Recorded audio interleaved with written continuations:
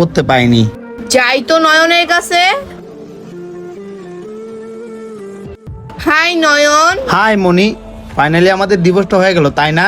সত্যি বলতে আমরা দুজন তো 4 বছর ধরে এটাই চেষ্টা করতেছিলাম যে আমরা দুজন যাতে আলাদা হয়ে যাই, তো ফাইনালি আমরা দুজন আলাদা হয়ে গেলাম। হ্যাঁ ঠিকই বলছো। আর বাই দ্য ওয়ে, তুমি যে আমার থেকে 5 লাখ টাকা দাবি করছো, ওইটা আমি একেবারে তোমাকে দিতে পারবো না। ওইটা আমি তোমাকে আস্তে আস্তে দেবো, তুমি আমাকে কয়েকটা দিন সময় দিও, তাহলে আমার জন্য একটু ভালো হবে। আর শোনো, উত্তরা যে আমরা একটা ফ্ল্যাট কিনছিলাম না, ওটা তুমি রেখে দিও। আর তোমার বাবার বাড়ি যে 3টা গরু কিনছিলাম না, ওটাও তুমি রেখে দিও।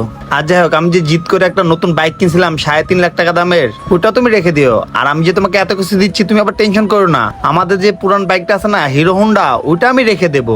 আর ওটা দিয়ে আমি যাওয়া আসা করতে পারবো। আচ্ছা নয়ন, তোমাকে আদালত থেকে শুধু 5 লাখ টাকা দিতে বলছে, তুমি এত কিছু কেন দিচ্ছ? আর বাই দ্য ওয়ে, উত্তরার ওই ফ্ল্যাটটা আমার নামে লিখে দিলে তো 5 লাখ টাকা হয়ে যায়। তাহলে আমাকে এত কিছু দেওয়ার কি আছে? তুমি নিজের কাছে কি কিছুই রাখলা না? আরে মনে কি বলছো?